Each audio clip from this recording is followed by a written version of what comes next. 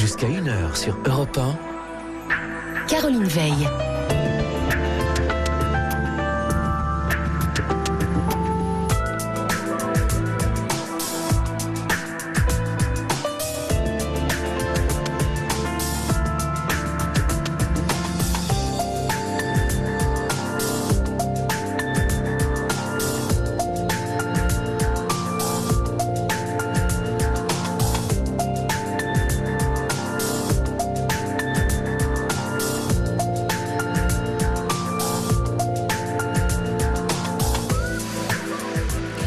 Bonsoir à tous, bienvenue sur Europe 1, bienvenue sur notre libre antenne.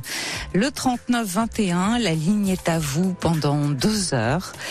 Et je vous conseille donc de faire comme moi, vous installer confortablement dans votre fauteuil parce qu'on va bavarder ensemble de tout, de vous surtout, de ce qui vous intéresse, de ce qui vous émeut ou vous perturbe. On va parler de tout ce qui vous affecte en bien, en mal. Ça fait du bien, c'est vrai, de dire ce qui fait un peu mal. Voilà. Et puis vous le savez, c'est vrai que parler de vous, c'est aussi parler de chacun d'entre nous parce qu'on se retrouve toujours un peu chez l'autre. J'attends vos appels. Avant moi, Thomas, Benjamin sont au standard et vous accueillent avec toute leur gentillesse. Merci à eux. Merci aussi à Andreas qui réalise pour vous avec talent cette émission. Donc, je récapitule. 7 39 21 en commençant par le mot nuit pour vos SMS. 39 21 pour me rejoindre et passer à l'antenne avec moi ce soir. Et puis vos mails sur notre site europe1.fr. Europe 1, Caroline Veil. Jusqu'à 1h sur Europe 1. Caroline Veil. Et nous allons démarrer cette émission avec Lise. Bonsoir Lise. Bonsoir Caroline, je suis donc Lise. Et on m'a dit, Thomas, il m'a juste dit que le téléphone, le son était trop fort. Non, ça va là. Oh super, parce que je ne sais pas comment ça fonctionne. Non, mais c'est très bien, je vous entends très bien, c'est une bonne chose. C'est gentil. En tout cas, je me sens tout à fait à l'aise avec vous, je ne sais pas pourquoi. Je pense tant que mieux. c'est un miracle. Non, c'est pas un miracle, c'est tout simplement parce que vous avez eu envie de nous appeler. Je crois que vous avez vous avez une histoire assez extraordinaire. Vous avez retrouvé votre sœur après 30 ans sans contact. En fait, du moins, c'est ma sœur qui a cherché à me joindre et à nous joindre. Du moins, surtout moi. Qu'est-ce qui s'est passé en fait ? En fait, c'est sa fille, donc ma nièce, qui, je crois que c'est sur Facebook, elle a retrouvé ma petite sœur. Ah d'accord. Donc en fait, ma petite sœur a communiqué les coordonnées, mes coordonnées à ma sœur. Mais alors qu'est-ce qui s'est passé surtout il y a 30 ans ? Alors en fait, après un bon mariage, son mari, le mari de... Comment on pourrait la nommer, ma sœur ? Est-ce que j'ai le droit de la nommer ? Bah oui, tout à fait. Elle s'appelle Martine. On l'appelle Martine, voilà. J'adore son nom, alors en fait. Donc en fait, Martine s'est donc mariée et peut-être quelques années après son mariage, son mari a eu sa mère est décédée dans un accident de voiture. Oui. Et en fait, il s'est mis à boire, quoi. Voilà, tout simplement. Et moi, je suis soignante. C'est simplement parce que je connais les termes de médecine légale et tout ça. Elle m'a contactée. Elle habitait encore dans la ville où j'habite. Et elle m'a fait part de la maltraitance, enfin, qu'elle était allée en médecine légale et qu'elle a fait constater les coups, les bleus partout. Et comme je suis quelqu'un d'assez... énergique ? Oui, mais en même temps, beaucoup dans la compassion. Et en fait... parce que je suis quand même la seconde d'une fratrie. Mais attendez, elle vous a contacté. Ça, c'était quand elle vous contacte pour vous dire qu'elle a été... C'était il y a 30 ans. Il y a 30 ans, voilà. Donc... En fait, comment dire... Elle a coupé le contact à ce moment-là ? Voilà, parce qu'en fait, comment dire... Elle a eu peur de son mari, elle a eu peur que son mari... Non, pas du tout. Ah. En fait, elle a eu honte. Elle était prête à divorcer et tout, se séparer, tout allait bien. Et c'est très émouvant de parler de... Bien sûr, c'est compliqué. Je sais que c'est difficile. C'est pas vous qui m'impressionnez. C'est ce qui est curieux, c'est que j'ai l'impression de parler à une amie. Oui. Et que je suis pas du tout à l'antenne, en fait. Ben, c'est très bien. Mais c'est surtout que c'est très émouvant de parler de ce qui vous est arrivé. De ce qui est arrivé à ma sœur. Et en fait, je sais pas parce qu'en fait, moi je travaillais beaucoup à l'hôpital. Et en fait, on se voyait pas beaucoup, en fait. Et comment dire, pas le plus grand des hasards, j'ai appris donc tout ce qui lui est arrivé, qu'elle était battue, ceci, cela, qu'il buvait, enfin. Alors que mon père, qui est décédé à 54 ans, avait fait un très beau mariage, tout ça. Oui, personne ne se doutait que... C'est-à-dire que tout le monde avait mis un mouchoir dessus, personne ne pouvait imaginer. Est-ce que personne n'avait voulu voir? Est-ce qu'il y avait eu des signes annonciateurs? On savait qu'elle était maltraitée, mais on ne savait surtout pas qu'elle allait suivre son mari à Bordeaux. Mais alors, d'un seul coup, qu'est-ce qui fait, d'après vous, qu'elle l'a suivi? Ben justement... Personne ne l'explique. Elle-même, elle ne me l'a pas expliqué. Est-ce que vous ne pensez pas que tout simplement elle a été victime de ce qu'on appelle, on va dire communément, le syndrome de Stockholm? Oui, moi c'est ce que j'ai pensé. Ouais. Et alors, elle en a parlé justement. Pour nos auditeurs qui nous prennent en route, le syndrome de Stockholm, c'est quand on s'attache plus particulièrement à son bourreau et qu'on lui trouve toutes les excuses de la terre. Voilà. Et ça, c'est quelque chose qu'on répertorie assez régulièrement chez les personnes qui sont maltraitées, parce qu'elles ont honte de ce qui leur arrive. Vous pensez que c'est la honte? Pas seulement, elles sont aussi dans un état d'esprit tellement particulier, c'est-à-dire que ce qu'elles vivent les met dans une forme de conditionnement tel qu'elles acceptent leur sort en trouvant qu'en plus ce que fait la personne qui les maltraite, eh bien il a raison de le faire. Voilà, elles méritent ce qui leur arrive. La plupart du temps, c'est ce qui se produit. En tout cas, c'est ce qu'on note à chaque fois que ces personnes arrivent à sortir précisément de cet état. Et c'est pour ça que c'est aussi difficile pour elles de quitter quelqu'un qui les maltraite, parce que au fond, elles trouvent que ces personnes ont une bonne raison de les maltraiter. Elles ont mérité, elles ont mis une jupe trop courte, elles ont mal parlé. Excusez-moi, Caroline, je pense pas que ma sœur Martine soit parce que c'est quelqu'un de comment dire ça, qui a une bonne estime d'elle-même quand même. Hein. Oui, mais ça n'a rien à voir avec. Mais c'est surtout qu'elle est très dépendante en fait. Financièrement? Elle était dépendante financièrement et elle me disait toujours, parce qu'on a vécu 3 années ensemble.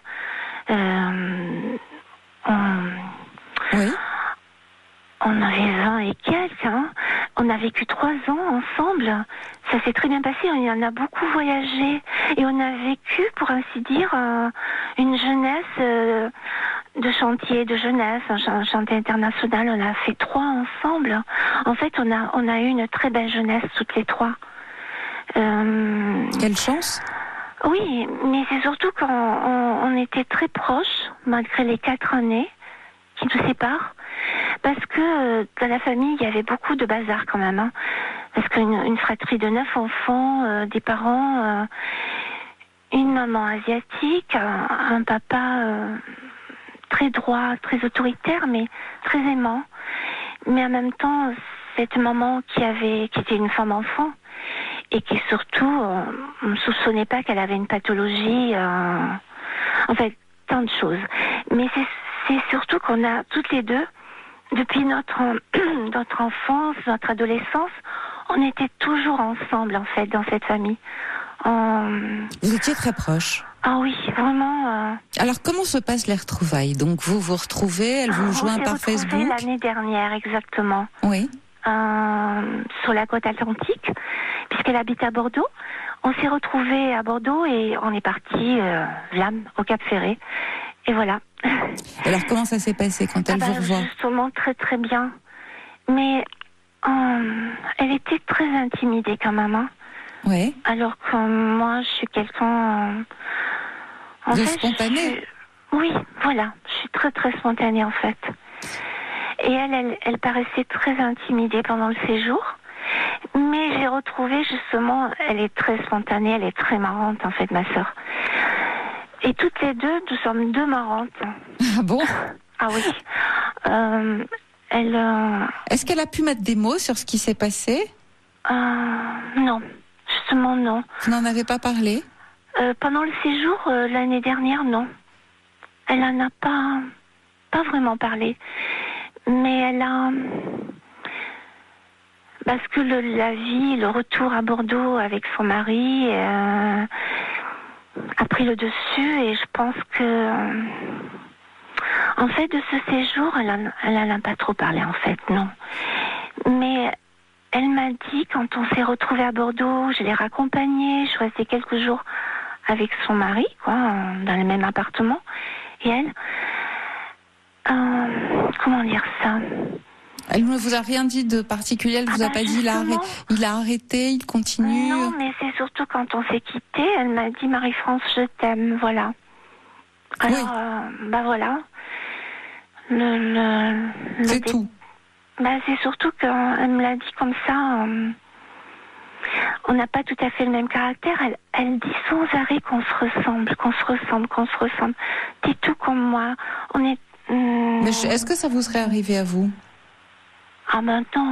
Non. Enfin, on n'en sait rien, parce qu'en même temps, comme je vous le disais... je n'ai pas le même caractère. Même sans avoir le même caractère, c'est un conditionnement particulier qu'on subit parce qu'on est dans un tel état que on ne se rend plus compte de ce que l'on vit et on arrive, même si on avait auparavant une bonne estime de soi-même, on arrive au contraire à se dévaloriser complètement. Voilà, ça c'est la conséquence du syndrome de Stockholm. C'est une conséquence. Mais moi, je n'aurais pas pu le vivre ainsi.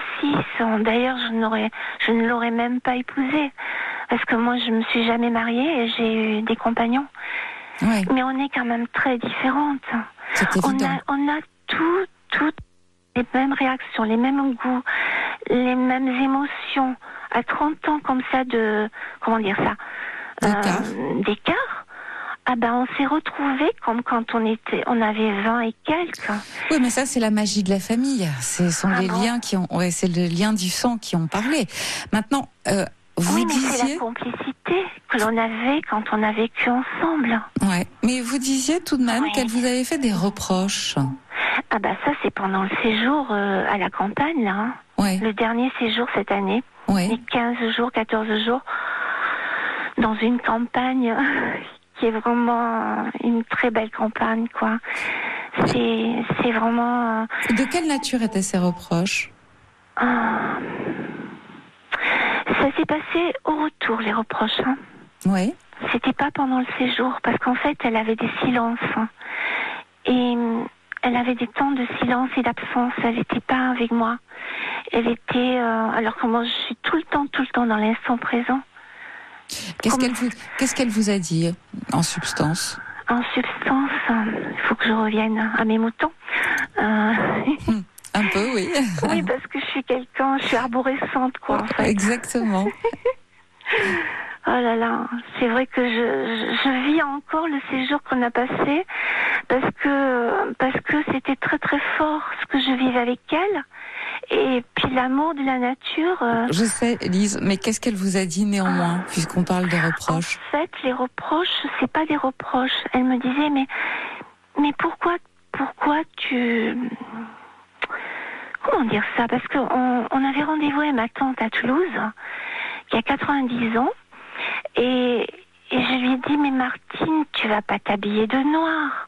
En fait, je me comportais comme quand on habitait ensemble, mais je n'ai jamais été une sœur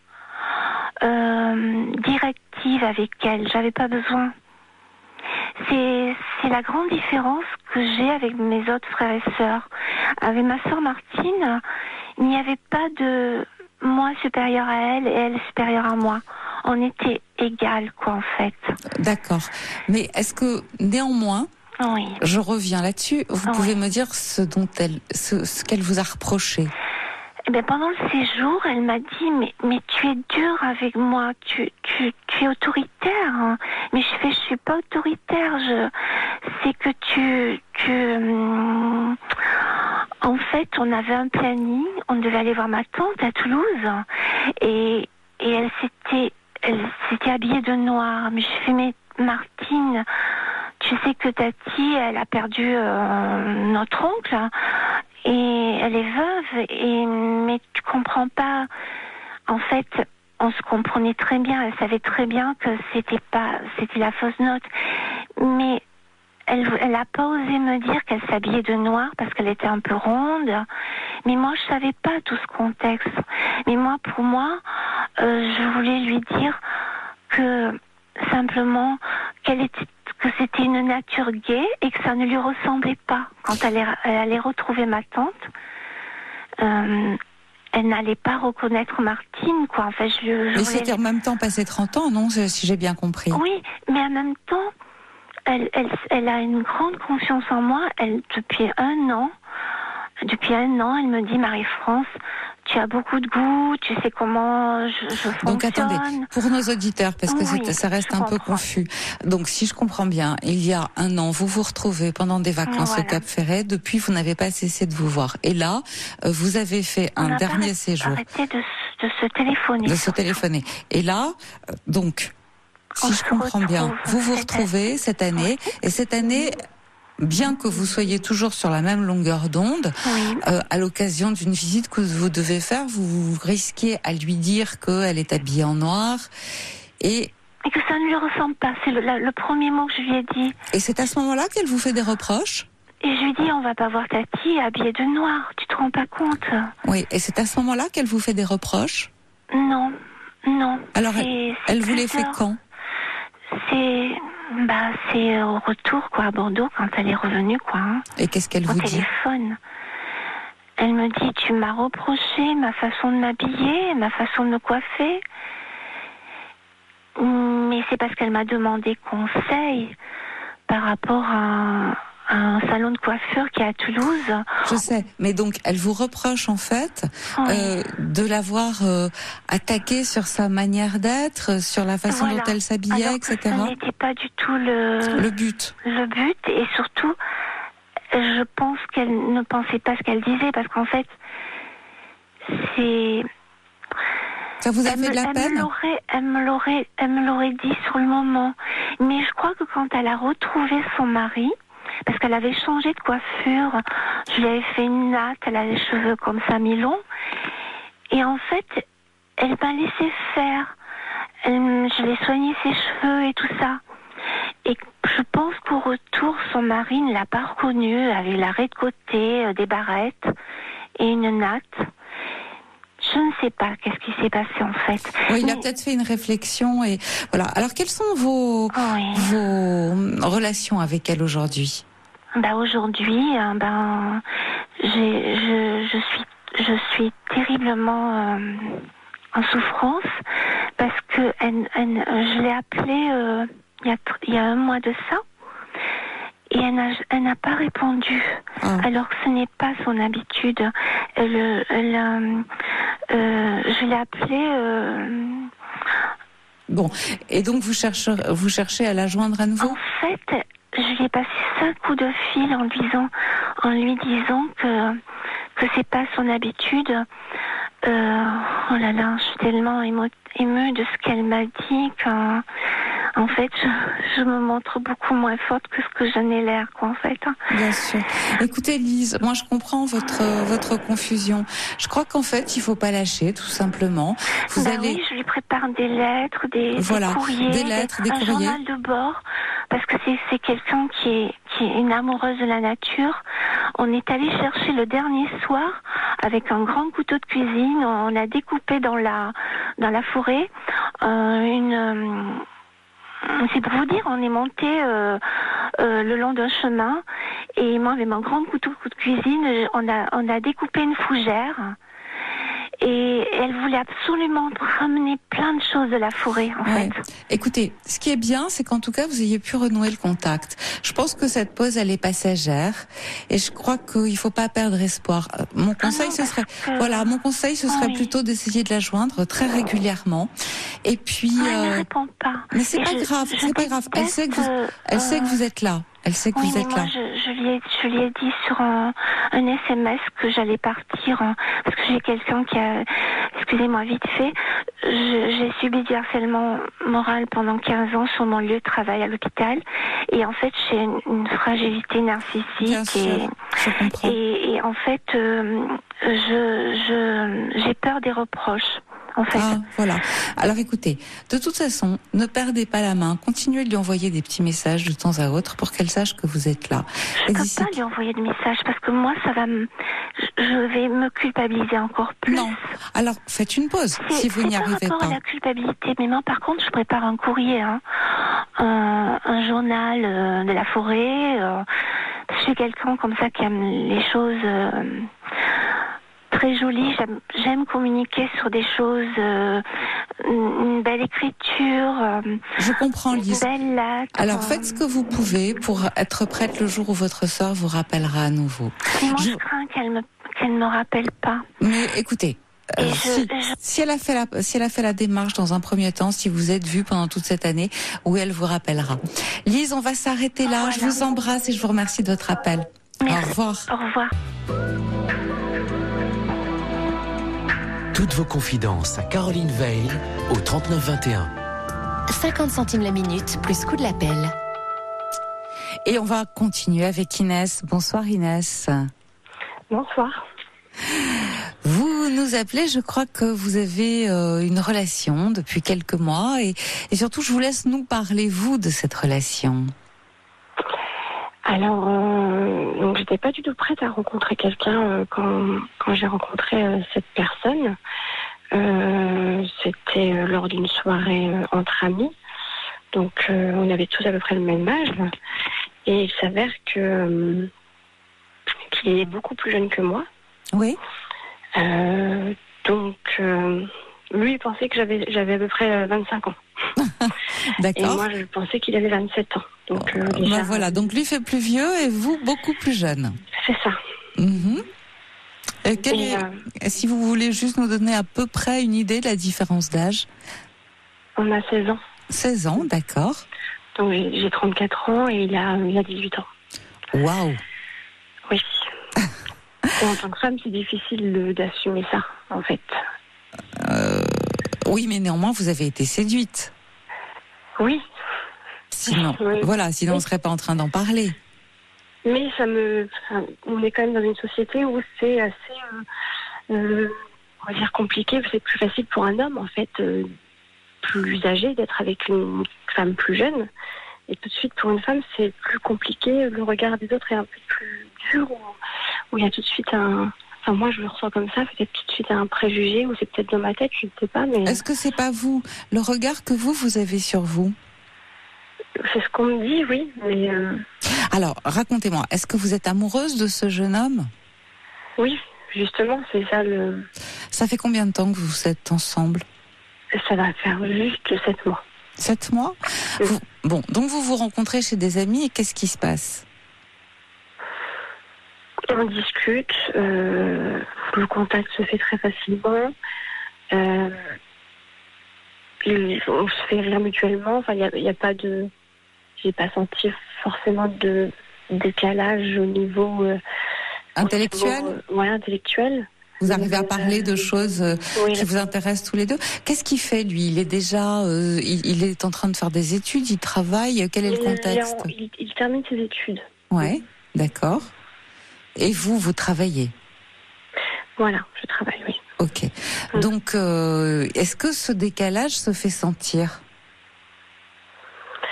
Alors, je veux dire, pas tout le temps, en fait. Éventuellement, quand il est avec son groupe d'amis, oui, il y a là... ouais, c'est pas le même sujet. Voilà, il pourrait y avoir, mais peut-être parce que c'est encore tout récent, je ne sais pas, mais je ne sais pas s'il y a des gens qui sont un peu dans la même situation que moi. Oh, mais il y en a plein, c'est énormément maintenant aujourd'hui. Et c'est vrai que...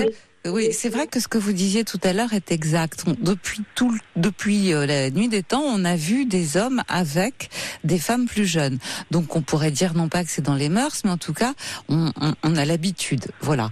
Au temps de la royauté, oui, ça remonte, oui. Oui, ça remonte. Aujourd'hui, depuis quelques années déjà, les femmes se sont dit que pourquoi pas, elles aussi, parce que vous savez, depuis tout le temps, mais ça se savait moins, elles ont eu des hommes plus jeunes qu'elles ne l'étaient dans leur vie. Simplement, il y avait une réticence à s'afficher avec. Aujourd'hui, heureusement, on s'est affranchi de beaucoup de ces préjugés dont vous parlez justement, et on vit une existence beaucoup plus libre. Et on a raison, parce que là, ce dont vous me parlez, il est question d'amour. Oui, moi j'ai beaucoup de peur en fait. Ouais. Parce que je pense à l'après et... Vous avez raison. Vous avez raison aussi. C'est effrayant en fait. Alors, il y a des couples qui fonctionnent comme ça depuis longtemps. Regardez Marie-Claude Pietragala, par exemple, qui est en couple depuis un grand nombre d'années. Est-ce que finalement, ce qui vous gêne, c'est aussi la manière de vivre? À 18 ans, quel est le contexte? Où est-ce qu'il habite? Oui, effectivement. Mais il habite encore, je sais pas. Voilà. Et vous? C'est compliqué. Vous, c'est compliqué. Oui, moi, c'est assez particulier. Je suis en coloc, donc oui, c'est pas forcément mieux. Oui, donc c'est difficile même pour vous retrouver. La situation n'est pas simple. Mais vous avez peur de l'avenir, c'est normal que vous en ayez peur. Vous envisagez un avenir avec lui? De plus en plus, peut-être parce que lui, il dit aussi ce que j'ai envie d'entendre. C'est peut-être aussi pour ça, en fait, que j'envisage un avenir, parce que s'il n'était pas à même de me rassurer, je pense que je vivrais peut-être plus cette relation avec moins d'anxiété, en fait.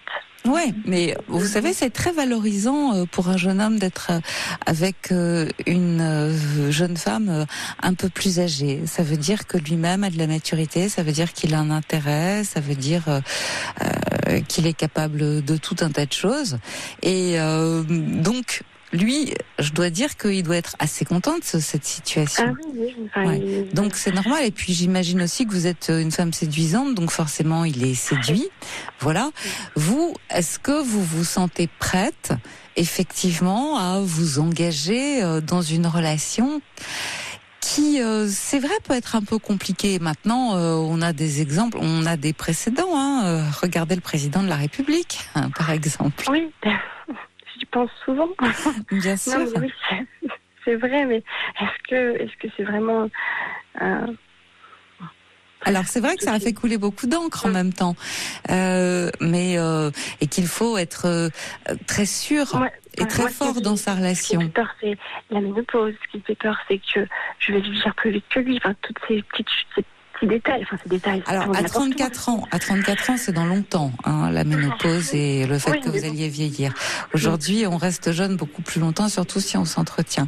Mais c'est malgré tout aussi le décalage. Est-ce que vous voyez, par exemple, avoir des enfants ensemble, fonder une famille ensemble? Je l'ai prévenu, en fait, quand j'ai su son âge, je lui ai dit, mais moi, tu sais que je sais pas maintenant parce que je suis pas prête, mais imagine dans 4 ans, si tu te sens pas capable d'assumer ça, faut qu'on arrête. Et il est prêt est prêt à assumer ça. Oui. Maintenant. L'éventualité de. Mais bon, c'est quelque chose qu'on décide en commun, pas juste un désir personnel. J'ai bien conscience de ça. Alors Inès, est-ce que je peux vous demander quelles sont les relations que vous aviez vécues jusqu'à présent? Avec les hommes? Oui. Je suis tombée un peu sur des hommes qui me dévalorisaient. Oui. Pas bien, en fait, malveillants. Enfin, pas assez bienveillants. D'accord. Peut-être que je suis tombée dans un schéma d'hommes oui. qui me prenaient pour, je sais pas, pour... qui ne vous considérez pas, ne vous respectez pas assez. Et lui, j'ai l'impression d'être la 7e merveille du monde, et c'est vrai que ça me change beaucoup. Bien sûr. Et quand vous dites que vous êtes en colocation, vous êtes en colocation avec des gens de votre âge? Non. Quel âge ont-ils? Ils ont, il y a dans la vingtaine. Dans la vingtaine. Et comment vous expliquez ça? Parce que vous êtes déjà, si je puis dire, d'une certaine manière, en décalage dans votre mode de vie aussi. Est-ce que vous avez toujours été attiré par des gens qui sont plus jeunes que vous? Alors, j'ai différents types d'amis.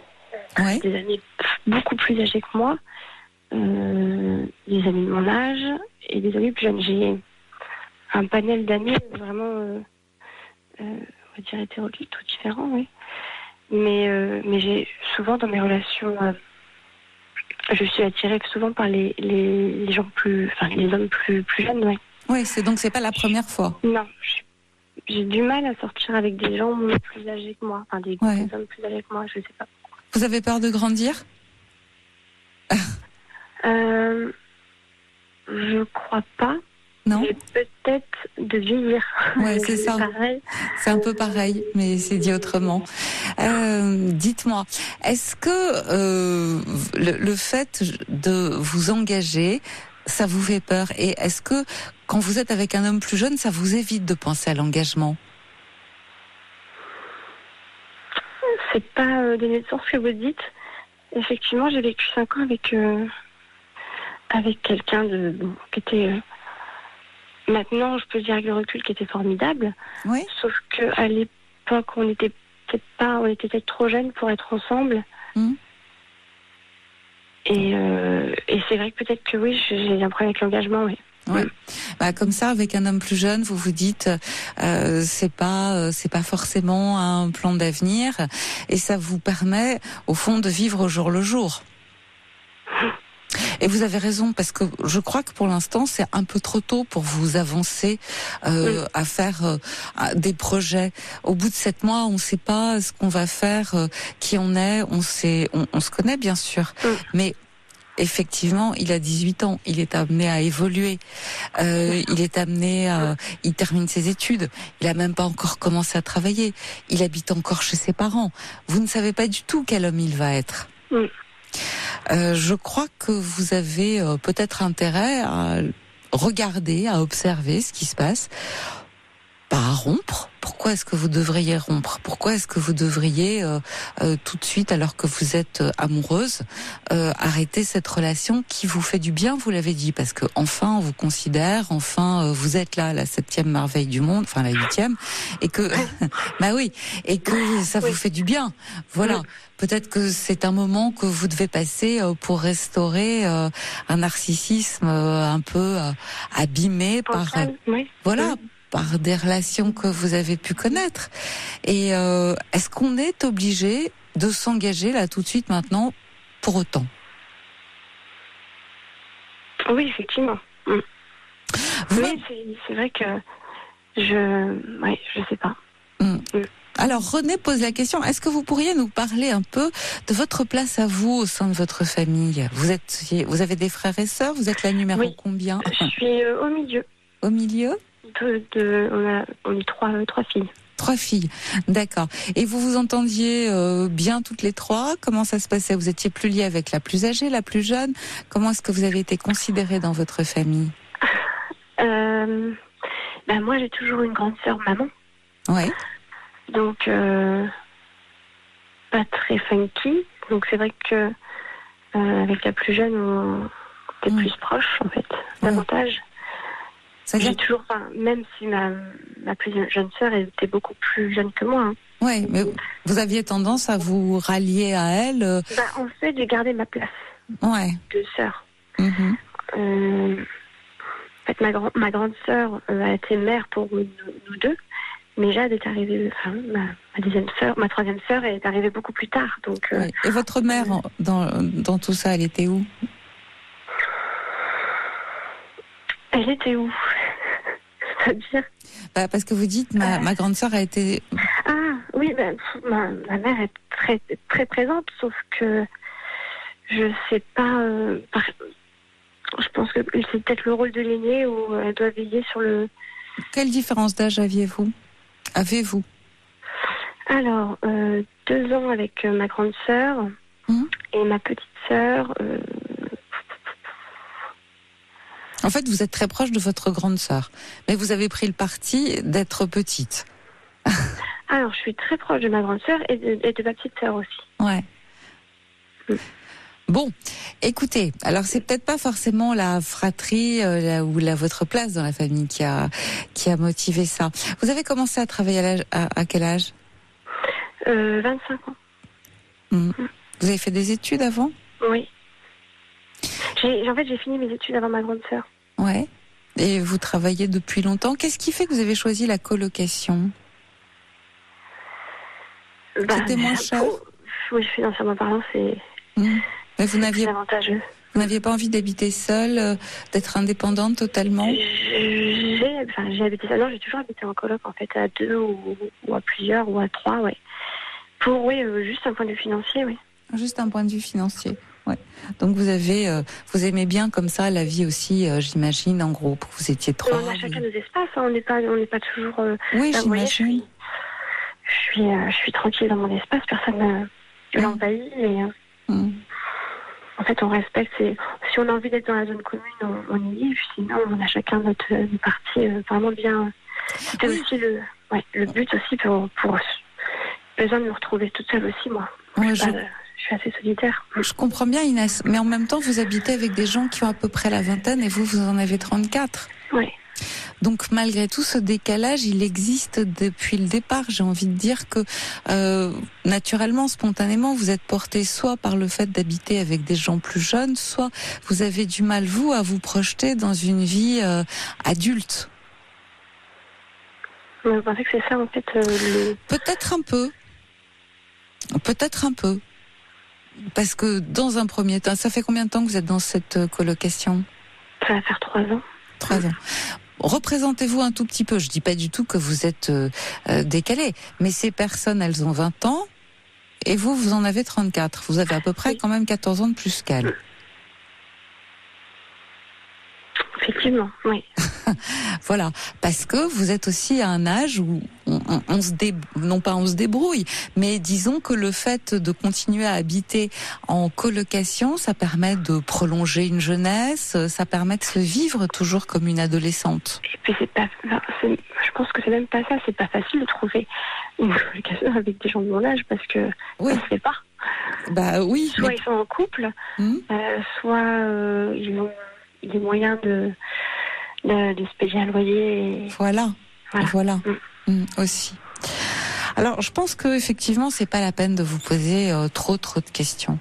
Vivez votre relation exactement telle qu'elle se présente et ne vous projetez pas. Ne vous projetez pas plus que ça parce que d'abord aujourd'hui, vous l'assumez pas vous-même. Donc je vois pas pourquoi vous devriez faire des projets qui finalement vous mettent mal à l'aise, alors que ma foi vous avez une histoire d'amour, vous avez un regard terriblement porteur sur vous, hein, c'est celui de ce jeune homme, que ça vous fait du bien. Alors pourquoi aller se créer des problèmes et une angoisse? Si ça doit se terminer, ça se terminera. Et attendez un peu avant de prendre la moindre décision, c'est tout. Mais posez-vous quand même la question de savoir pourquoi vous avez tellement de mal à intégrer cette vie d'adulte. D'accord ? D'accord, je creuserai. Merci. Au revoir Inès, à bientôt. Au revoir, à bientôt. Jusqu'à 1h sur Europe 1. Caroline Veil.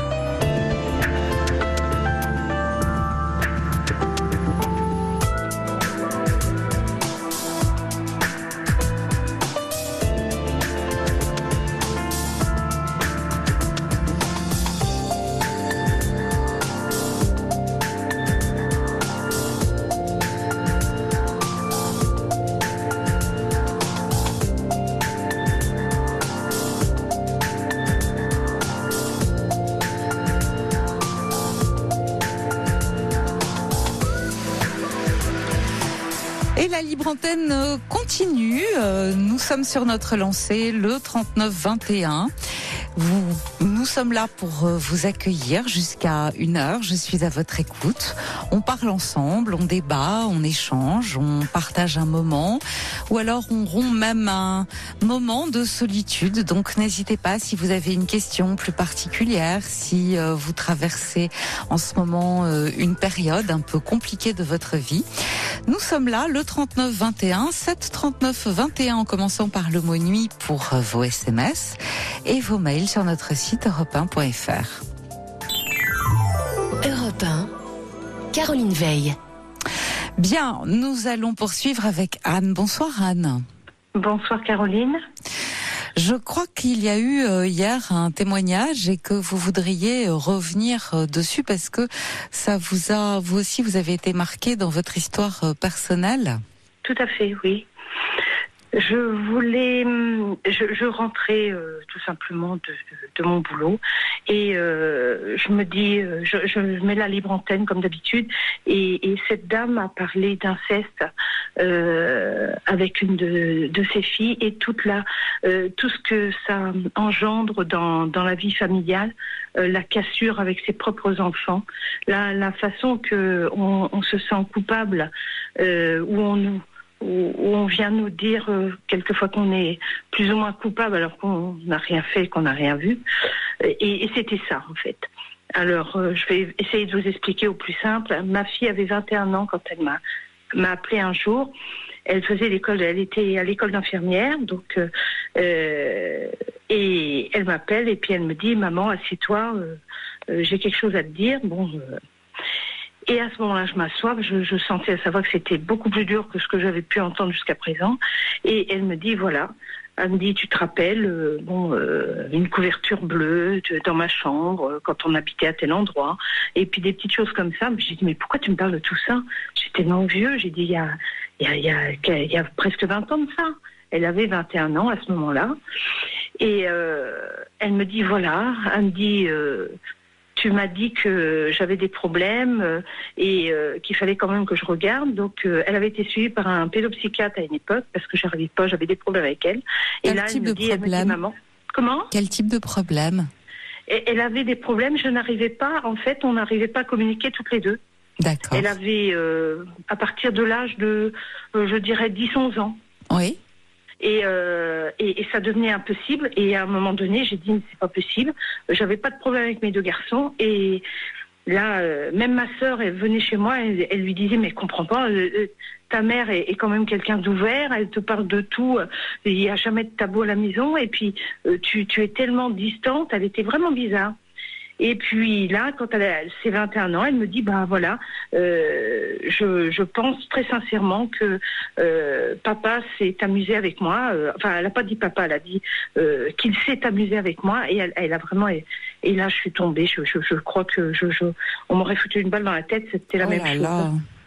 Et je me suis dit, mais mon Dieu, c'est pas possible. J'ai dit, t'es sûre de toi? Qu'est-ce qui te fait dire ça? Alors, elle m'a expliqué plein de trucs. Et je dis, mais c'est pas... Et je sentais que ce qu'elle disait, ça pouvait être la vérité. Et ça nous a rappelé des choses très dures que nous avons vécues. Et quand je dis des choses... J'ai commencé par ça parce que vraiment, c'est ça le plus important. En fait, c'est la finalité. À l'âge de 10-11 ans, elle s'est mise à devenir bizarre. J'ai mis ça sur le compte de l'âge. J'étais quelqu'un qui travaillait beaucoup. J'étais peu à la maison. C'est moi qui ai ramené l'argent à la maison. J'étais cadre de direction. Le papa travaillait moins que moi. Il les gardait assez souvent. Et a priori, il y avait 12 ans d'écart entre mes deux garçons. Ma fille était pile poil au milieu. Et arrivée en 6e, la question s'est posée, qu'est-ce qu'on fait je peux pas m'occuper des 3 enfants, m'occuper de toutes les structures que je gère, et puis je vais craquer. Et j'ai dit, bah écoute, il faudrait qu'on partage les tâches. Et lui a appris, ma fille, il était meilleur en langue, donc j'ai dit, bah écoute, à ce moment-là, tu t'occupes d'elle parce que pour ses études. Et puis j'ai dit, moi, bah je surveillerai le petit puisqu'il était en primaire. et qu'il apprenait à lire. J'ai dit qu'on se partage un peu les tâches, bon, ok. Donc et c'est lui qui s'occupe, qui suit plus spécifiquement votre fille pour l'aider dans sa scolarité, à partir de la 6e. Voilà, parce qu'elle avait pas de difficulté. C'est une gamine qui, à partir du CE2, elle a demandé à apprendre l'anglais, donc elle était en cours de langue, mais en cours de, comment on appelle ça, les cours européennes. Oui, les classes européennes, oui. Donc elle faisait de l'anglais, là, en CM2, elle a commencé l'allemand en plus. C'était une gamine qui faisait de la danse, qui faisait du piano. Elle était occupée, elle allait catéchisme. Alors là, les messes, j'ai dû me fâcher à un moment donné. Ça y est arrivé d'aller jusqu'à trois messes le dimanche. 3 messes le dimanche, à quel âge? Elle avait 11 ans, elle n'allait pas tarder à faire sa communion. Je dis non, enfant de cœur, non, j'ai dit ça va pas, non. J'étais pas du tout d'accord avec ce principe. Et puis bon, donc j'ai coupé un peu tout ça. Et puis bon, au niveau de l'école, j'avais demandé au directeur, j'ai dit écoutez, je trouve qu'elle travaille trop, il faudrait peut-être qu'elle prenne un peu de temps que pour elle ou quelque chose comme ça. Et il me dit non, c'est une bonne élève. J'ai dit oui, parce qu'elle travaillait toute seule. Est-ce que vous ne pensez pas que c'était une façon de fuir la maison? Je m'en étais pas aperçue. Je travaillais tellement que j'ai vraiment été une mauvaise mère de ce côté-là. Non. Vous savez, quelquefois, on ne voit pas. Je voyais pas. Je voyais pas. Et et à un moment donné, elle était en 6e, elle avait une super grande copine. Sa grande copine, j'ai su par la suite parce que ma fille me l'a dit, que son papa avait été en prison. Il était en prison, le papa de la copine, parce que il avait fait des choses sur elle quand elle était toute bébé. Oh là là. Et que le père cherchait à la joindre, il y avait écrit une lettre et tout ça. Et ma fille s'est entichée de cette gamine. Tiens donc. Elle s'est tellement bien entichée de cette gosse qu'ils ont monté un système. Qu'est-ce que vous appelez un système? Ils ont monté un système. Ma fille s'est arrangée à un moment donné. C'était à l'époque où il y avait eu quelques problèmes d'inceste ou de problèmes de genre là à la télévision. On avait entendu parler de choses et je me souviens. Et moi j'ai fait l'erreur de ma vie à table parce que j'étais quelqu'un qui disait j'ai toujours dit les choses telles que je les sentais. Et en pleine table, on discutait avec mes enfants et le père arrive et puis on était tous assis et à la télé, on entend qu'un gamin avait été abusé par son père et tout ça. Et je regarde à l'époque mon ex-mari, maintenant, et je lui dis, mais tu fais un truc comme ça à un de mes gamins? J'ai dit, je te jure, je te tue. Devant ma fille. Et j'ai su par la suite, la pédopsychiatre m'a dit, vous voyez, ce jour-là, quand vous avez dit ça, vous en êtes pas rendu compte, mais vous êtes condamné. En fait, ma fille a voulu sauver son père après. Tout à fait, elle a voulu le protéger. Ouais, mais si bien que pour le protéger, elle m'a accusé de la battre et puis de comment on dit, de la maltraiter. Oui, de la maltraiter. Mais à quel moment elle vous a accusé? Quand elle avait à peu près 12 ans, quand elle s'est mise en phase de grande copinerie avec cette gamine. Ah oui, d'accord. C'était vous qui étiez la mauvaise et son père qui était la personne bonne. Voilà, c'est ça. Et elle s'est mise. Alors, elle avait fait. En fait, c'était une nouvelle famille. Elle s'arrangeait toujours pour être avec cette gosse. Elle voulait tout le temps partir avec elle chez elle. Elle se sentait bien qu'avec elle. La mère de cette gosse lui avait acheté des boucles d'oreilles. Ma fille se lavait plus l'arrière des oreilles. Elle avait des oreilles toutes noires. J'étais obligée de rouspéter. Et puis tout était comme ça. Et alors, je dis, mais c'est pas possible, mais qu'est-ce qui se passe là-dedans? Jusqu'au jour où j'ai vu la police arriver chez moi pour m'arrêter. Vous arrêtez? Oui. Vous arrêtez pour quelle raison? Ma fille avait fait un montage avec cette copine, de façon à... Elle s'est donné des coups à la récréation, et il y a eu des preuves après, des coups sur les bras et tout comme ça, avec le truc à café et tout ça. De façon à... Ils avaient fait tout un montage, mais je me suis dit, des gosses de cet âge-là, c'est pas possible. C'est-à-dire de manière à vous faire accuser, c'est-à-dire qu'elle avait des bleus, et on a dit que c'était vous qui la maltraitiez. C'est ça, ouais. De façon à ce qu'elle puisse protéger son père. Voilà. Alors, au départ, elle n'a pas su que c'était pour protéger son père. C'est ce que m'a dit le pédopsychiatre. Mais seulement, elle s'est vue une nouvelle famille en fonction de cette bonne femme, cette mère de famille. qui lui a dit, ma gamine m'a été enlevée pendant un mois. Oui. J'ai couru partout pour avoir ma gosse en me disant mais c'est pas possible, je suis allée au truc de l'enfance et puis tout ça, puis je leur ai expliqué le cas, puis ils me disent mais c'est pas possible. Ils me disent même pour un petit, c'est quand même pas, ils ont regardé le dossier, ils ont dit mais il n'y a pas de dossier de façon à enlever votre fille. J'ai dit écoutez, je comprends rien. La police, ils m'ont dit, à la police, ils m'ont arrêté, ils m'ont dit, mais j'entendais la femme, la policière me dire, passer derrière moi en disant à son collègue, de toute façon, son fils aîné, il est pareil qu'elle, mais on va les faire casser, on va les craquer, ils vont craquer, et puis j'ai été vraiment incendiée, pas possible, y compris mon fils aîné qui avait 18 ans à l'époque. Et qui n'était pour rien dans cette histoire. Et qui n'était pour rien. Est-ce que lui, votre fils aîné, s'était rendu compte de quelque chose?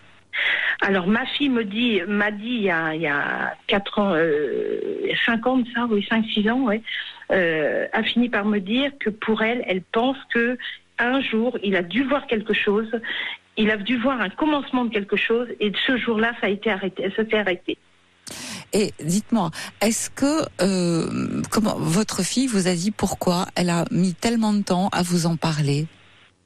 Alors elle m'a dit que pour elle, elle pense que le jour où j'ai dit ça, où j'ai dit devant la télé que j'allais, et je suis quelqu'un qui est très passe à l'acte. Ouais, elle s'est dit ça y est, ma mère passe à l'acte. Et bon, donc ça dure combien de temps à peu près? Alors ça, disons qu'au départ, on n'a pas su. Alors, elle aurait été violentée par son père, d'après ce qu'elle dit, d'un an, enfin à peu près dans ces eaux-là, jusqu'à 5 ans. 1 an jusqu'à 5 ans. Voilà. Quand elle était petite? Quand elle était petite, et tout ça, ça s'est arrêté avec son frère qui aurait vu quelque chose, et après il y aurait eu une espèce de coupure, un truc bizarre entre le père et la fille en fait, et ma fille s'est détériorée petit à petit. Je m'en suis pas rendu compte, j'ai bien vu à un moment donné qu'il y avait quelque chose qui allait pas, mais sans voir plus que ça. Alors aujourd'hui, donc à l'âge de 21 ans, votre fille vous dit: est-ce que tu te rappelles de ceci, de cela, la couverture bleue? Et elle vous dit, si j'ai bien compris, vous m'arrêtez, que entre l'âge de 1 an et 5 ans, elle pense que son père a abusé d'elle. C'est de ce dont il est question. Oui, elle a été suivie entre deux par un pédopsychiatre à peu près, je l'ai fait suivre. À l'âge de 11 ans 10 ans? Oui, 10-11 ans, jusqu'à l'âge jusqu'à 21 ans, elle était encore suivie par un analyste après. Oui, par un analyste. Et elle en a parlé à ces personnes, elle vous a dit et personne n'a jamais pensé à vous alerter?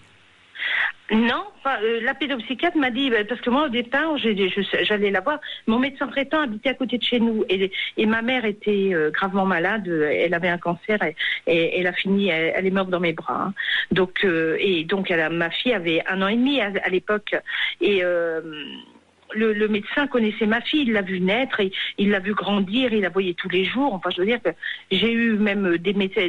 Elle allait à la piscine toutes les semaines, elle n'a jamais loupé l'école. Et par contre,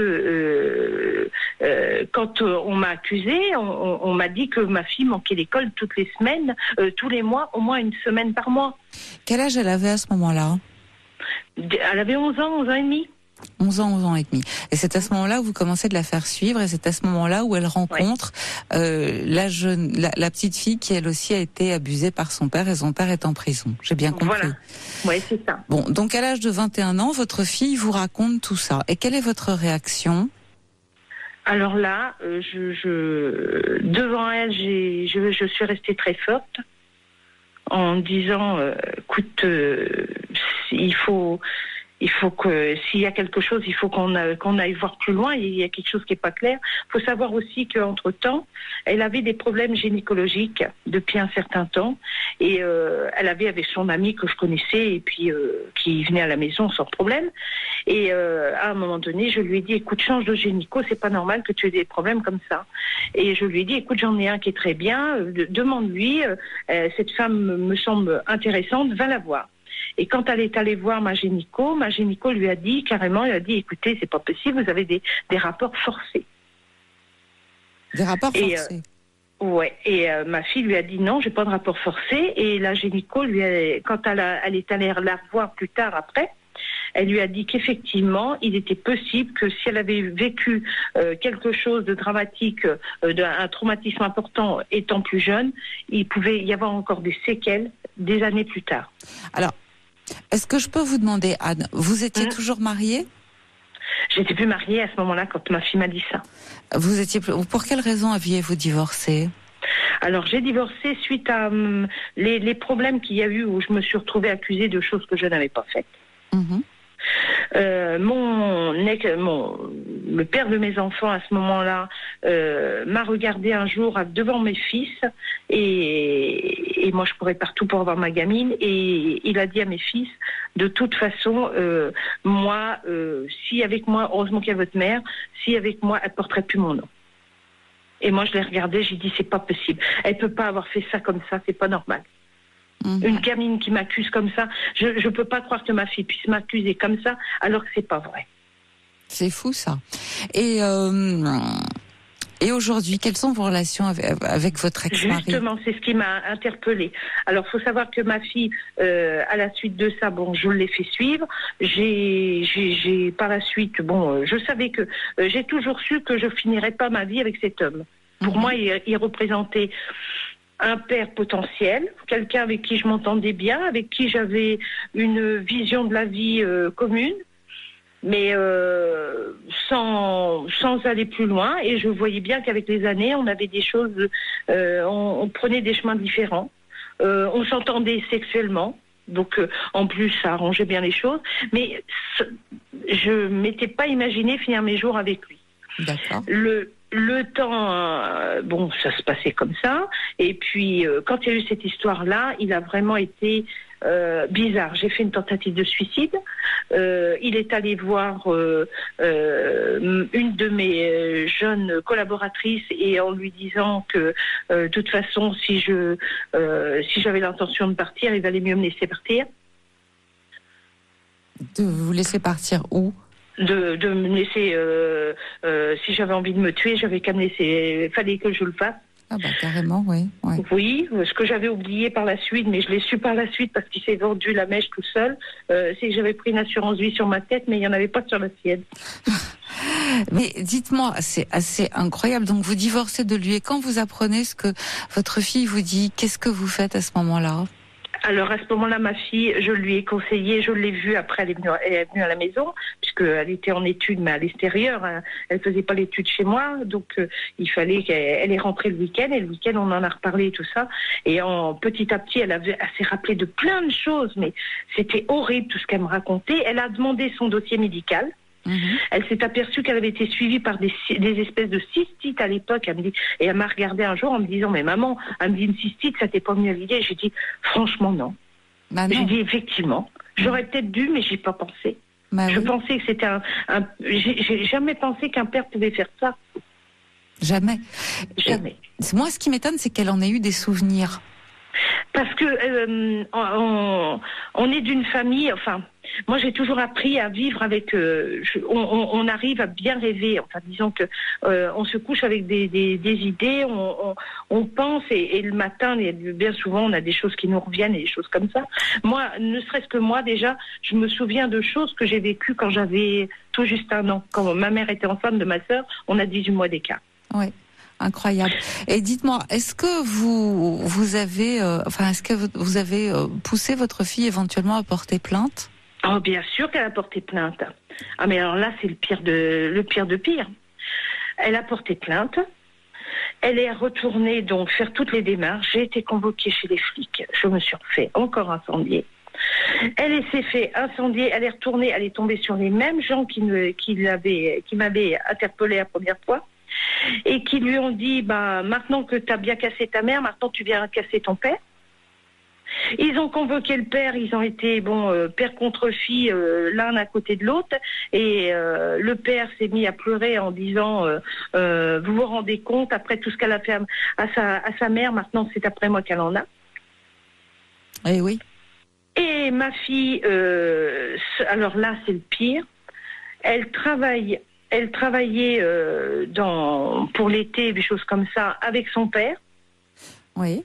Oui, puisqu'il avait un métier qui lui permettait de pouvoir faire, bon, pas qu'avec lui, mais bon, il était responsable du système.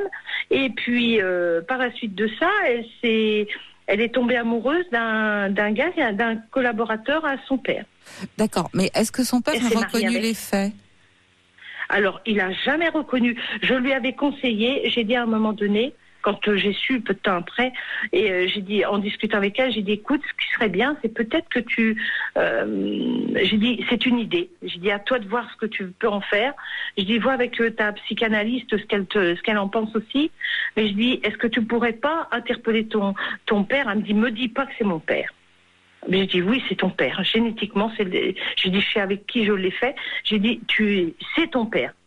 J'ai dit donc va voir à ce moment-là, et la psychanalyste a dit oui, c'est peut-être une bonne idée, il faut peut-être essayer de pousser ça.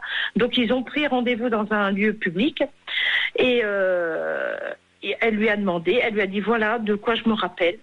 Rappelle-toi, on était sur mon lit, j'avais une couverture bleue, tu t'es positionné là, t'as fait ci, t'as fait ça, et le père lui a ricané au nez en lui disant t'en as pas assez fait, maintenant tu continues. Tu me prends vraiment pour qui? Et qu'est-ce que vous en pensez, vous? Je pense que ma fille a raison.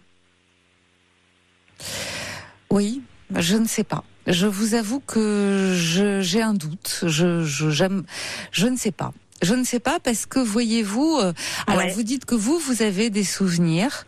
Je ne suis pas sûre que on ait des souvenirs aussi précis. Ça peut arriver, hein, bien sûr, entre 1 an et 5 ans. Je me demande si votre fille n'a pas été terriblement marquée et imprégnée, j'ai envie de dire, de cette fréquentation qu'elle a eue quand elle avait 11-12 ans, et très perturbée par cette petite fille qui lui a raconté tout ce qu'elle vivait, et qu'elle ne se soit pas fabriquée comme ça des faux souvenirs. Je suis très perplexe. Je ne sais pas.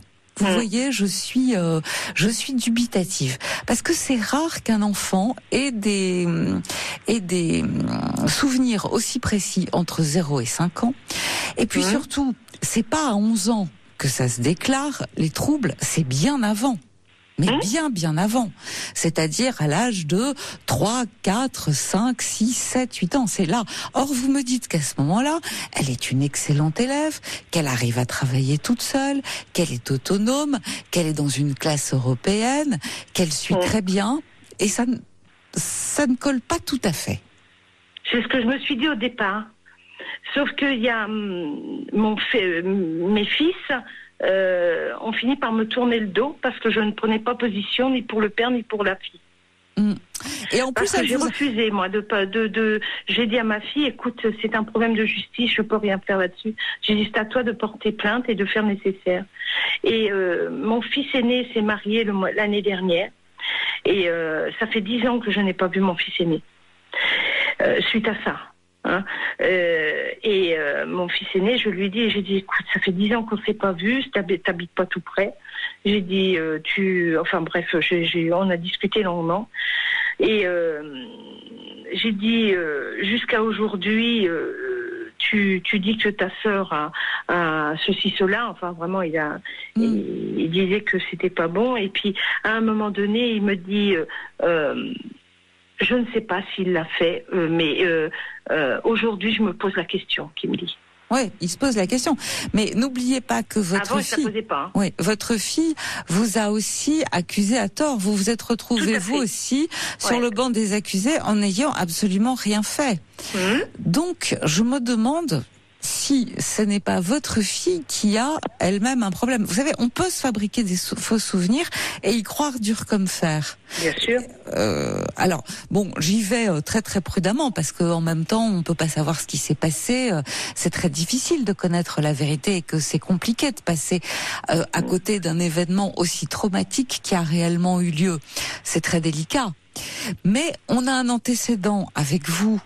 Ou vous le savez, vous savez très bien ce que vous avez fait ou pas fait, et vous savez très bien que votre fille, vous ne l'avez jamais violentée, et d'un seul coup, à 21 ans, ça sort comme ça, au milieu de nulle part. Tu sais, papa m'a abusé quand entre 1 an et 5 ans.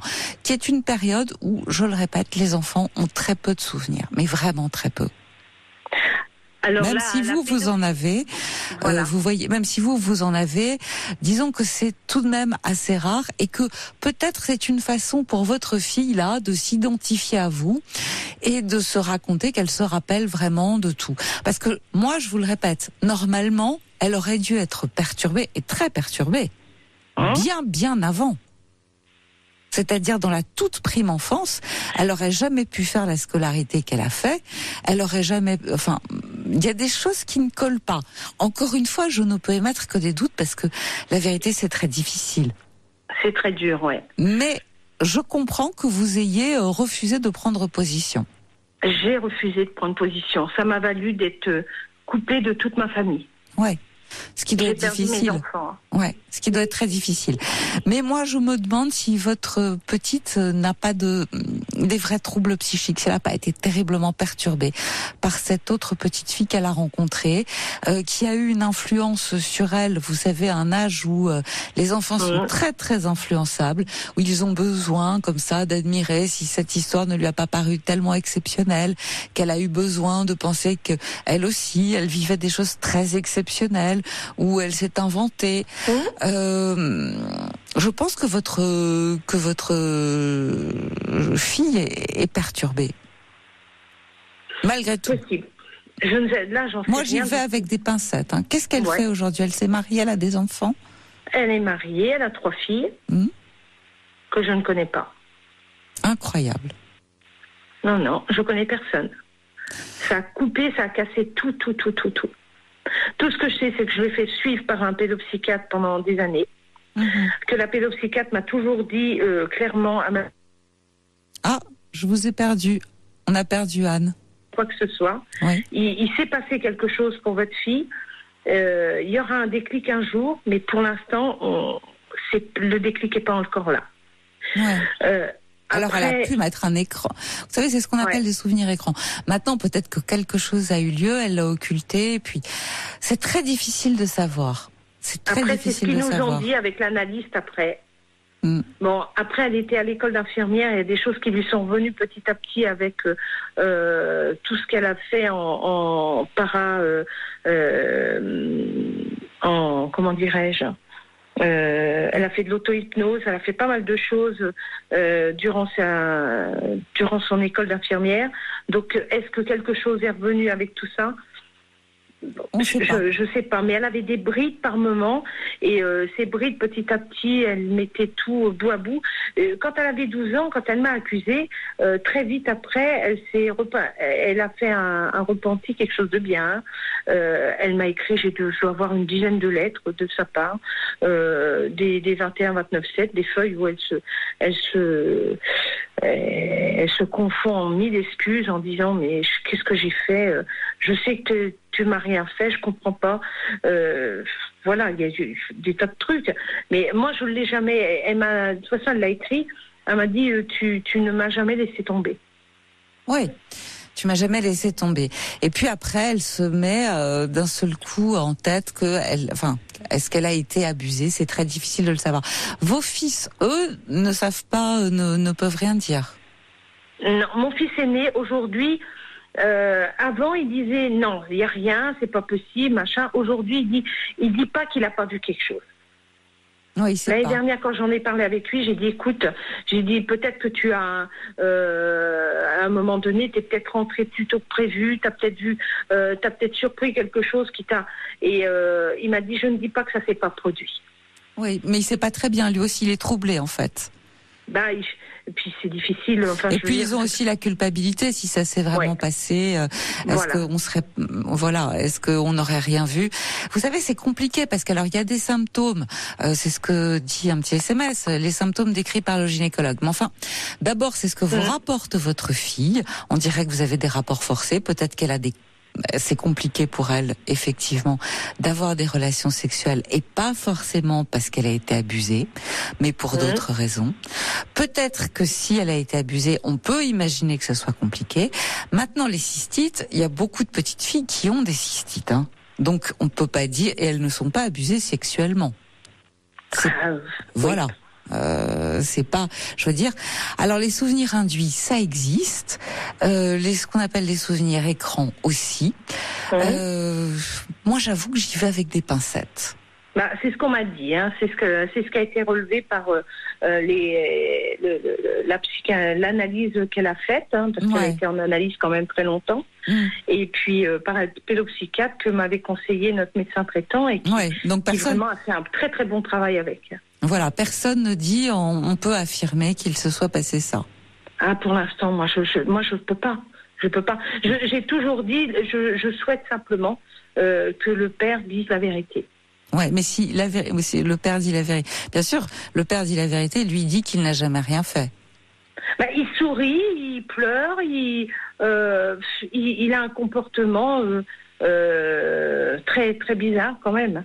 Oui, mais enfin bon, il se retrouve accusé par sa fille, c'est très déstabilisant. Mais il aurait très bien pu lui répondre, écoute, avec tout ce que tu as déjà fait à ta mère, tu vas quand même pas me mettre ça sur le dos maintenant.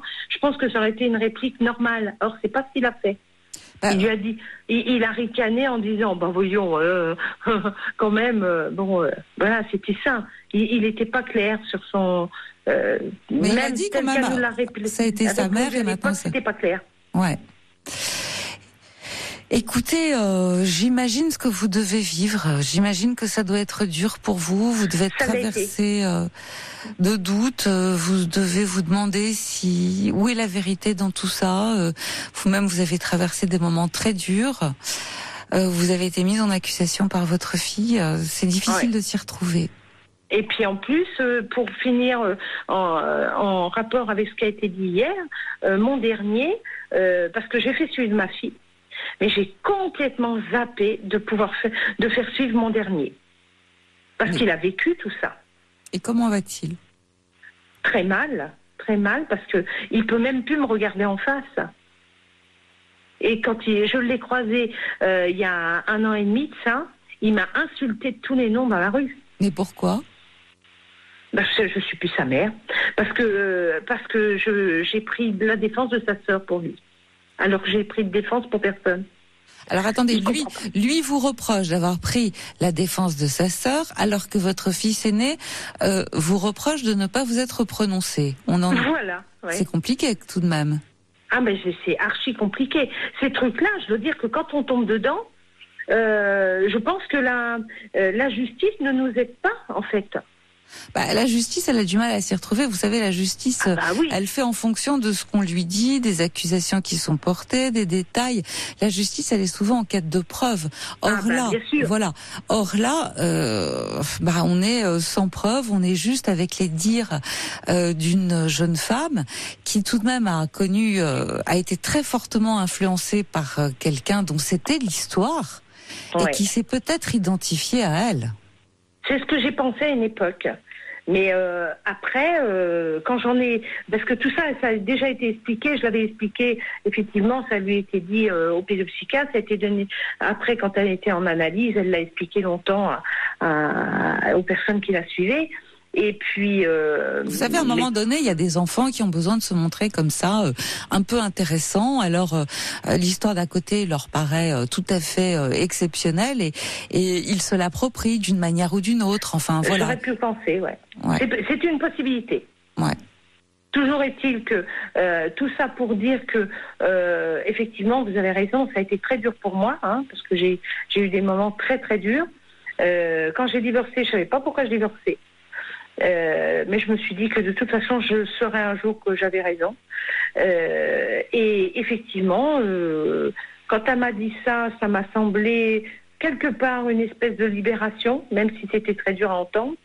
Je m'en suis voulu parce que je me suis dit mais j'ai rien vu, j'ai vraiment je comprends rien au film. Vous avez culpabilisé. Très culpabilisée. Ma fille un jour m'a dit carrément elle m'a dit c'est quand même incroyable que tu n'aies rien vu. J'ai dit, mais j'aurais vu quoi ? Et quand ?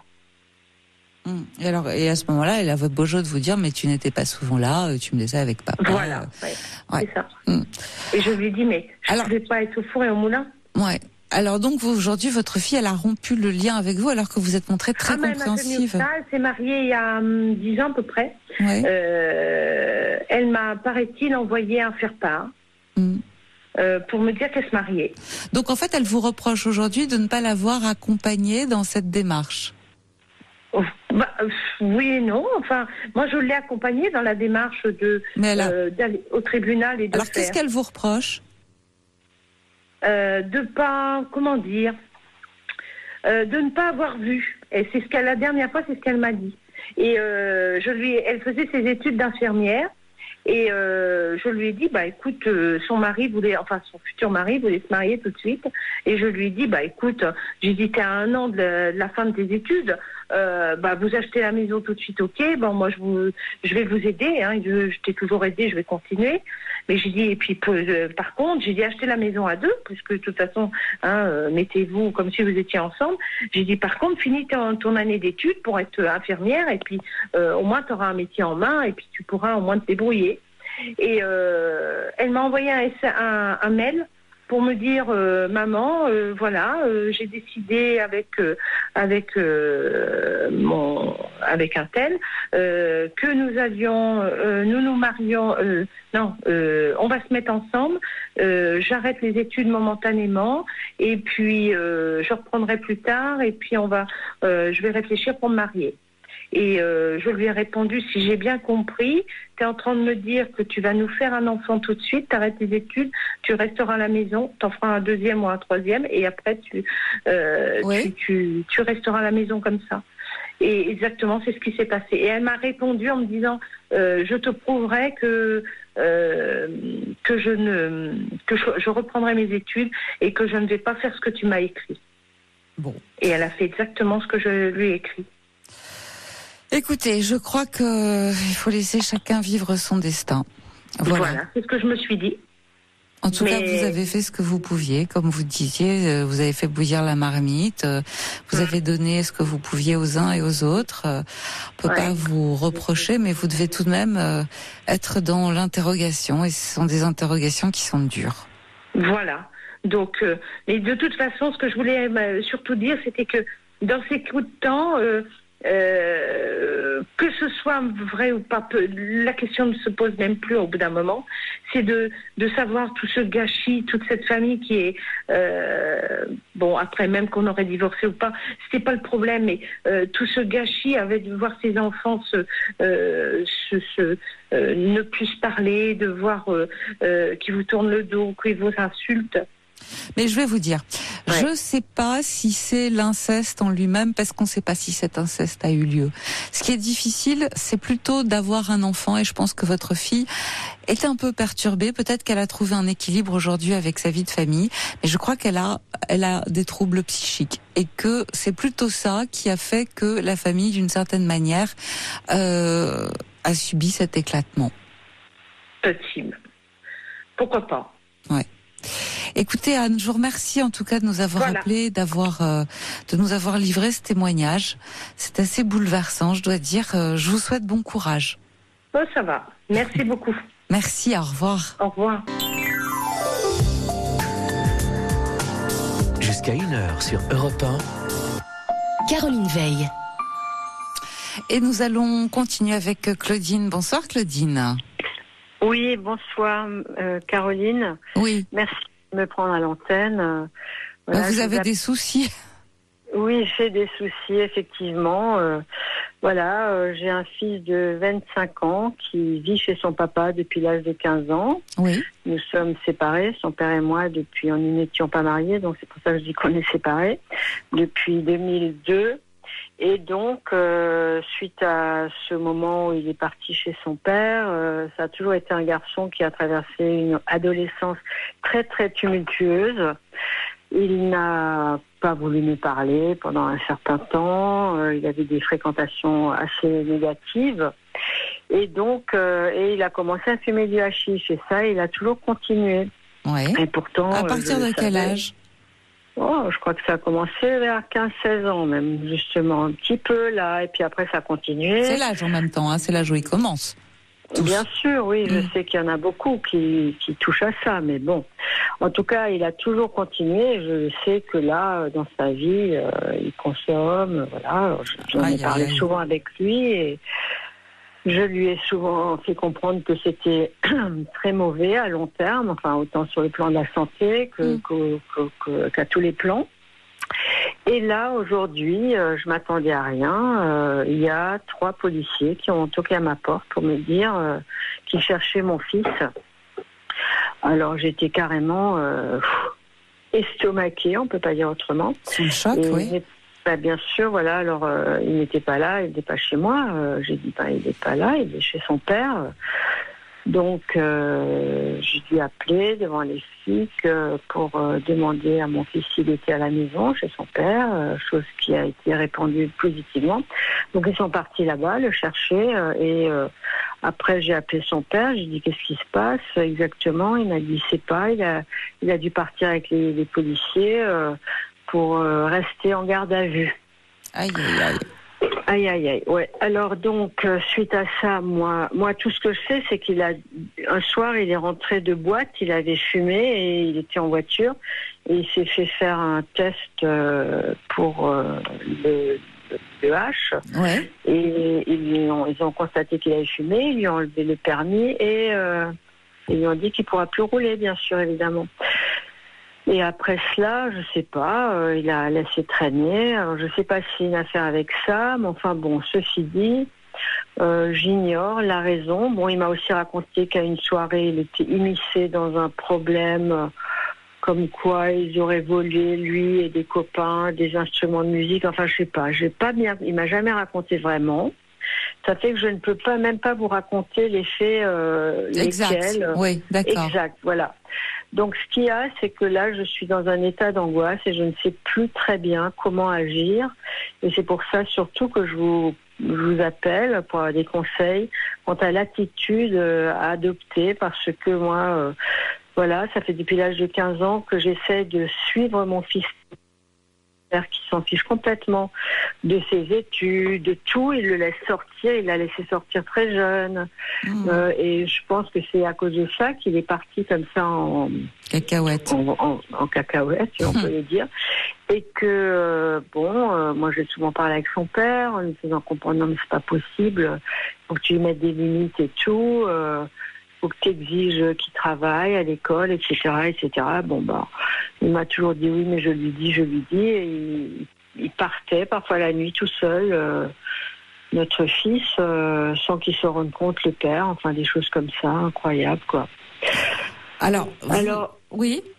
Oui, pardon, excusez-moi. Du coup, je sais bien qu'il est adulte et on pourrait presque dire qu'il a choisi sa vie, quoi, maintenant, hein, puis même depuis un moment. Donc, à la limite, moi, je n'arrive plus à savoir est-ce que je peux encore l'aider, est-ce que je peux plus l'aider. Je dis à son père ce soir, demain, il ressortira de cette mise en garde, là. Enfin, non, mais attendez, pourquoi est-ce qu'il a été mis en garde à vue? Quel est le chef d'accusation? Allô? Ah, j'ai perdu Claudine. Claudine? Allô, oui, excusez-moi, ça a coupé. Quel est le chef d'accusation? Pourquoi est-ce qu'il a été mis en garde à vue? Allô? Oui, je vous entends mal, Claudine. Ah, vous m'entendez là? Là, oui. Pourquoi est-ce qu'il a été mis en garde à vue? Sur quel motif les policiers sont venus le chercher? On ne sait pas, on nous a rien dit. Il est parti ce soir et on saura demain. Il rentrera demain, je saurai plus demain. Mais il a le droit d'appeler un avocat, non, il me semble. J'en sais rien. Je pense que sûrement, après, oui, mais là, on ne sait pas quel est le motif, on ne sait rien du tout. Rien ne nous a été dit. Moi, j'ai juste demandé aux policiers, est-ce que vous pouvez me préciser pourquoi? Ils m'ont dit non, mais il n'a pas jamais répondu à des papiers. Je sais pas, je savais pas de quelle affaire il parlait, je sais rien du tout. Mais enfin, là, moi, je sais pas après comment faire, parce qu'il est chez son père, qui s'en fiche. Je lui en ai parlé à son père, je lui ai dit, écoute, là, s'il sort, il faudrait quand même qu'on soit ensemble pour l'aider. Même s'il doit faire je sais pas, s'il a des amendes, des trucs comme ça. Bon, moi, j'ai trouvé un papier chez lui où il y a marqué que dans sa chambre, qu'il doit 6 mois de prison carrément. Quoi ? Donc, en fait, il a déjà été... il a déjà été inculpé de quelque chose par rapport à quelque chose, je sais pas. J'ai pas bien compris la lettre. Donc, il y a marqué qu'il pouvait choisir entre des journées amende et une incarcération de 6 mois. Un sursis ? C'était pas marqué en sursis, je sais pas. Enfin bon. Ah oui. Du coup, alors il y a déjà quelque chose, mais on ne sait pas de quoi, parce que ça traînait dans la chambre et il n'en a jamais parlé à personne, ni à son père, ni à moi. Moi, il m'avait vaguement raconté qu'il s'était fait enlever le permis. Une autre fois, un problème avec, je sais pas, une accusation d'un vol d'instrument.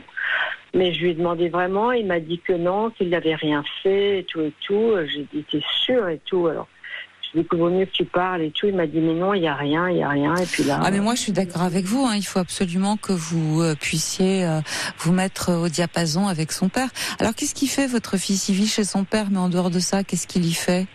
Là, il était dans une alternance dans de la vente qui devait finir pour être chef de rayon, et ça s'est terminé par un examen qu'il a raté, évidemment. Moi, je dis évidemment, ça veut pas dire que je le dénigre, mais c'est parce que... Non, mais parce qu'il fait rien pour l'avoir. Voilà, il fait des conneries qu'il ne dit pas, et puis en plus c'est en fumant. J'ai toujours dit à son père, et j'ai toujours demandé à son père comment il faisait pour supporter, parce qu'il le laisse fumer à la maison. Ah bah oui, mais ça c'est le pire de tout. Voilà, moi, je pense que votre ex, il a tout simplement peur que son fils ne l'aime plus. Donc, du coup, il est extrêmement permissif et très laxiste avec lui parce qu'il a peur de se le mettre à dos. Hein. Souvent, c'est un comportement. Je lui ai dit ce soir, j'ai dit, mais pourquoi tu lui as jamais dit poser des ultimatums? Il m'a dit, mais après, il part dans un état de scolaire. Je dis, alors, c'est qui le chef ici? C'est toi ou c'est lui? C'est toi qui payes le loyer, c'est toi ici, c'est toi. Donc, s'il n'est pas content, Maintenant, je vais vous dire, une incarcération de 6 mois en sursis, c'est pas rien. Donc, il a forcément dû faire quelque chose. Alors, je crois que, en fait, il a le droit d'avoir un avocat dès qu'il est en garde à vue. Donc ça, peut-être, et il a le droit normalement de téléphoner à quelqu'un, de passer un appel. Donc peut-être. Là, je sais pas, je peux pas le joindre. J'ai essayé de le joindre. Non, vous pouvez pas. Mais normalement, la garde à vue, oui, effectivement, vous êtes dans un huis clos. Mais je crois qu'il a le droit d'appeler quelqu'un pour lui venir en aide, un avocat notamment. Et puis... Voilà, mais je sais pas s'il le sait, je sais pas s'il lui en dit, il sait pas quel avocat il pourrait appeler, il sait rien. En même temps, Claudine, je vais vous dire quelque chose. Peut-être que ce qui arrive, et peut-être que vous allez me trouver très dur, mais ce qui arrive est peut-être un bien. C'est ce que je me suis dit, parce qu'il écoute ni... Moi, pourtant, je l'ai tellement suivi, j'ai tellement parlé avec lui, et en plus, j'étais dans l'enseignement, donc vous voyez... Et il m'a échappé, ce garçon, parce que le jour où on a divorcé, on s'est séparés, il est parti dans une drôle d'attitude, et c'est là que toutes ces phrases ont démarré. Et comme s'il voulait nous faire payer, quoi. Mais surtout, c'est pas impossible. Voilà. Qu'il ne vous pardonne pas cette séparation, ce qui ne veut pas dire que cette séparation ne devait pas avoir lieu, mais il fallait être d'autant plus ferme avec lui parce que c'est malgré tout pas lui qui décide de la vie de ses parents. Tout à fait. Et que je crois que vous avez raison lorsque vous dites que le père s'est montré très permissif. Donc c'est un peu logique qu'il soit allé habiter avec lui parce que vous savez à 15 ans, on a besoin d'un pôle d'identification. Donc, oui, c'est l'âge où on quitte un peu la mère pour pouvoir s'identifier à des repères masculins. Et c'est expliqué, oui. Mais encore faut-il que les repères masculins jouent leur rôle. S'ils se mettent Non, mais là, il ne joue pas du tout. Pas du tout. Il a toujours... il s'en fout, en fait. Non, mais je crois qu'il s'en fout pas. Mais là, il faut lui dire que votre fils risque effectivement la prison, que c'est grave. Et que il est temps de s'en mêler. Alors peut-être que j'imagine s'il en est à avoir des démêlés avec la police, c'est qu'il a quand même dû trafiquer des trucs pas terribles. Peut-être qu'il deal un peu. Peut-être qu'il y a des choses comme ça, ou peut-être qu'il y a des vols. Il y a des trucs glauque. Voilà. En tout cas, ça Mais c'est sûr. Oui. c'est l'occasion de remettre tout ça en place. Parce que oui, Exactement. bien sûr que vous allez le sortir d'affaire. Vous allez prendre un avocat, vous allez faire ce qu'il faut. Bon, oui, il va sortir d'affaire. Mais après, c'est le moment où il faut absolument s'entendre avec le père pour qu'il soit ferme, pour qu'il arrête de lui Non, mais donner il de sera l'argent. pas ferme. Je lui ai demandé. Non, mais en fait, il en gagne. Notre fils, il en gagne avec son alternance, voyez. Mais Bah comme oui, il est mais- nourri logé, il mais gagne c'est pas ça, tellement. Mais Mais il faut que son père lui dise maintenant, à partir de maintenant, tu t'assumes. Hein. Tu t'assumes et je peux plus t'avoir chez moi. Alors le risque, parce qu'il y en a un. Non, c'est pas qu'il va pas le faire.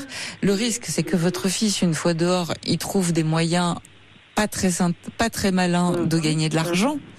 Et que votre ex pense qu'en l'ayant à l'œil, c'est encore une façon de pouvoir essayer de maîtriser un peu tout ça. Mais et c'est vrai que c'est à débattre. Mais il faut absolument, vous savez, que peut-être vous suiviez tous les trois une thérapie familiale. Parce que quand c'est bien fait, ce sont vraiment des retrouvailles. D'accord, mais le père, il va refuser. Il refuse tout. Ce soir, je lui ai parlé. Sauf Je lui ai si dit, son écoute, fils est en danger. Ah ben je lui ai dit, Cyril, notre fils est en danger, j'ai dit, il va mal. Ça fait un moment que je sens qu'il y a des trucs qui vont pas, parce que je sais pas, je me sens pas bien moi-même. C'est comme si j'étais connectée quelque part, je sais pas comment l'expliquer, mais je sens qu'il y a un truc qui tourne pas rond, mais qui, comme il ne me parle pas, ça fait plusieurs fois que je dis à son père, il ne va pas bien. Il faut voir avec lui, il faut parler avec lui, réunissons-nous. Voyons. Alors vous proposez à votre fils de le prendre chez vous, ou en tout cas, voilà. ouais, proposez-lui en disant, écoute, chez ton père c'est plus possible, il te laisse faire absolument tout ce que tu veux, tout ce que et ce qu'il en sort, c'est pas très joli et c'est pas terrible. Regarde où ça t'a amené. Même s'il a 25 ans. Même s'il a 25 ans. Et en lui disant, et l'idée c'est que tu sois autonome le plus rapidement possible parce que je vais pas te garder longtemps chez moi. Tu as une vie devant toi, tu es capable de t'en sortir, je vais t'aider, mais le plus rapidement possible tu dois et tu vas te prendre en main parce que moi je te fais confiance. Ouais. Voilà, c'est ce que je me suis dit ce soir. Je me suis dit, je te prends chez moi, tu te remets sur les rails. On arrange tout et puis tu bosses et puis tu te parce que je pense que vous avez un discours et une attitude autrement plus construite que celle de votre ex. Mais tout à fait, on est aux antipodes, hein, c'est complètement. Et puis moi ça me tient à cœur, c'est évident, c'est mon fils, mais lui bon pas trop quoi. Mais bon, je vous remercie, je crois que là on est allé à l'essentiel et voilà, essayez de le reprendre. Je vous remercie beaucoup. D'accord. Bonne soirée à vous, bonne nuit plutôt. Merci, très belle nuit à vous. Merci de votre appel. Merci beaucoup, Caroline. Au revoir. Voilà, notre émission s'achève. Je dois vous dire qu'il n'y aura pas de libre antenne demain, because le foot, because les Bleus, et que ça prend le pas sur tout le reste. Et qu'on le comprend, je vous retrouve donc mercredi à 23h. Et d'ici là, je vous souhaite une très belle nuit sur Europe 1. Vous écoutez Europe 1, il est 1h et tout de suite je vous laisse en compagnie de Franck Ferrand.